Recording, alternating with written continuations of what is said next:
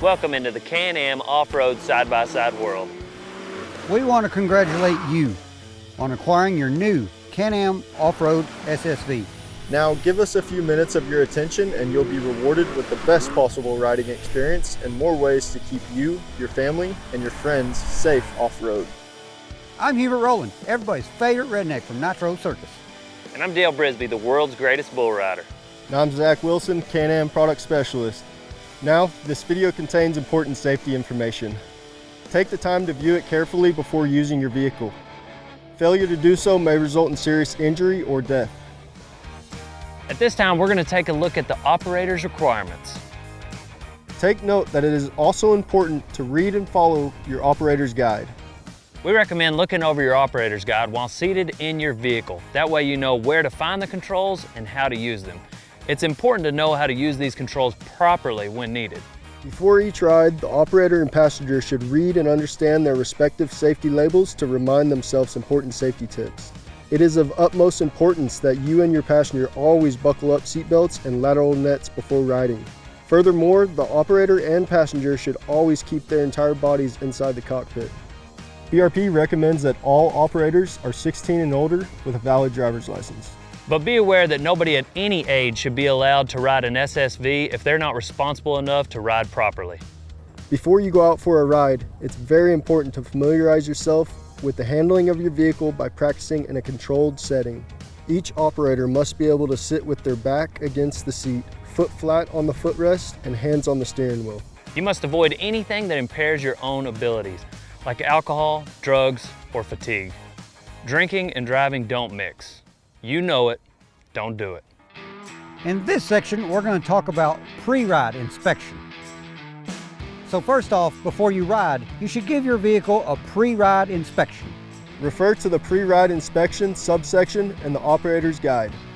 This inspection monitors wear and deterioration before they cause problems. Your inspection should become an automatism in your preparation routine, just like checking weather forecasts. Correct any problems that you discover. See an authorized Can-Am dealer if necessary. For this section, we'll be talking about riding gear. Riding an open-air vehicle like your Can-Am side-by-side requires wearing protective gear. Protective gear is comfortable, but it also keeps you safe from the elements. Recommended protective gear includes, above all, an approved helmet. An approved helmet will keep your head and your brain safe. Key thing about a helmet is make sure it fits right and make sure it's comfortable, because you're going to be wearing this helmet for hours on end, hitting the trails on your Can-Am. Closed-toed footwear. Sturdy over-the-ankle boots with non-slip soles offer more protection and allow you to plant your foot properly on the footrest. Long pants that protect you from heat, sunburn, cold temperatures, branches, and bushes. Long sleeve shirts or jackets are also very important. They keep you safe from the elements, trees, brush, and sunburns. Another key piece of protective gear is full-fingered gloves. Gives you a good grip on the steering wheel and also keeps your hands safe from the elements of dust, sunburn, and wind. Eye protection that protects your eyes against flying elements. On long rides, it's a great idea to carry rain gear because a dry rider is having way more fun than a wet rider. In this segment, we're going to be talking about riding with passengers. First of all, don't be putting more passengers in these machines than what they're designed for. When riding with passengers, do not carry them in the cargo area or on the tailgate. The driver is responsible for the passenger's safety and should ensure that the passengers read all the safety labels. Each passenger needs to buckle their seatbelt, close the doors, secure window nets, and also be sure to keep all limbs inside the vehicle at all times. Each passenger must pay attention to the terrain ahead to be able to brace for bumps and rough terrain. The passengers must be tall enough to always be properly seated, back against the backrest with seatbelt fastened, holding the handhold and feet firmly planted. The passengers must always hold on to the passenger grab handles. If you are a novice or untrained operator, you should not carry passengers until you're sufficient with operating your vehicle correctly. Now it's time to talk about stability. This vehicle handles differently from other vehicles. A rollover or tip over can occur quickly during abrupt maneuvers such as sharp turns or simply by side hilling or riding across steep hills or over obstacles. So don't assume that the vehicle will not tip or roll over. You must know the limits of your vehicle under different riding conditions. Don't attempt any maneuvers that may be risky for you, your passengers, or bystanders. In this segment, we're going to talk about turning. Turning is one of the most frequent causes of accidents. Avoid hard acceleration when turning, even from a stop. Slow down before entering a turn. A rollover or other accident can occur quickly during abrupt maneuvers such as sharp turns or hard acceleration or deceleration when turning. If you think or feel the vehicle may tip or roll, reduce your risk of injury by keeping a firm grip on the steering wheel or handholds and brace yourself. Do not put any part of your body outside the vehicle for any reason. For this section, we'll be talking about braking. Whether you're stopping slowly or you need to stop quickly, release the throttle and press the brake. If the wheels lock, then release the brake and reapply again.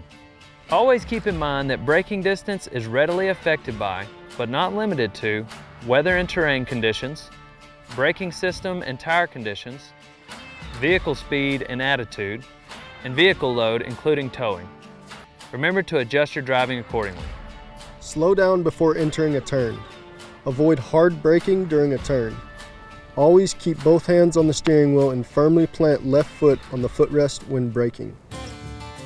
Now it's time to talk about shifting into park.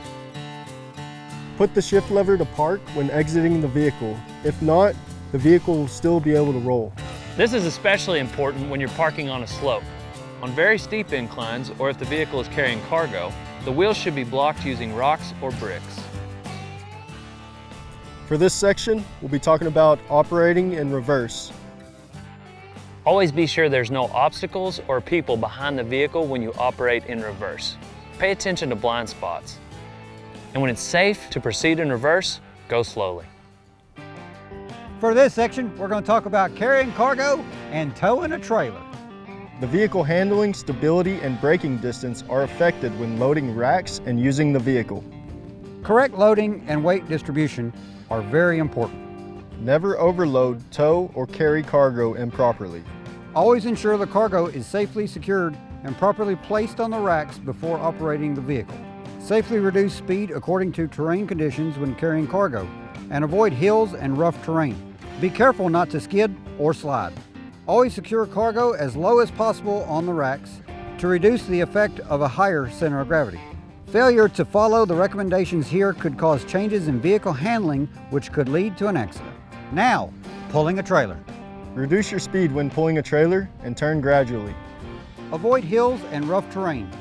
Never attempt steep hills. Allow more distance for braking, especially on inclined surfaces and when a passenger is on board. Be careful not to skid or slide. Improperly loading a trailer may cause a loss of control. Always put the shift lever to L, low range, for hauling a trailer. Now it's time to talk about terrain conditions. Always avoid paved surfaces.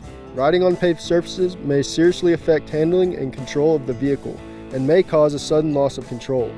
If you must drive on pavement, turn gradually and go slowly. Driving on public roads poses risks such as collisions and may be illegal in your jurisdiction. Only proceed with caution on roads and road segments where the usage of your vehicle is permitted. The best place to ride your Can-Am side-by-side is on loose, soft, packed, unpaved surfaces. Try to avoid steep inclines. If you're not careful, you could tip over when you're going up or down hills. When you're going uphill, you should drive straight uphill. Shift the transmission to low gear and accelerate before you start to climb. Try to keep a steady speed and go easy on the throttle to avoid acceleration. Whenever possible, side hilling should be avoided. If necessary, do so with extreme caution. Side hilling on steep inclines could result in a rollover. In addition, slippery or unfirm surfaces could result in uncontrollable side sliding. If you feel the vehicle start to roll over or slide sideways, steer downhill if possible. When riding on snow, stopping distances are lengthened. Apply brake frequently to prevent ice or snow accumulation into dry brake pads and disc. In this section, we'll be talking about driving responsibly. Driving responsibly is key. Avoid loss of control and rollovers. Avoid abrupt maneuvers, sideways sliding, skidding, or fishtailing. And don't be doing donuts. Plan for hills, rough terrain, ruts, and other changes in traction and terrain. Avoid side hilling. Avoid riding across slopes. Rollovers have caused severe injuries and death even on flat open areas. More specifically for side-by-side vehicles, the passenger must also pay constant attention to the terrain ahead and be able to brace for bumps. This concludes our overview of safety information that you need to know before riding your Can-Am side-by-side. For more training or safety information, visit your local Can-Am dealer or visit our Can-Am website. Have fun and be safe as you're on to the next one. Thanks for watching the video. Now get out and ride. Welcome to the Can-Am family.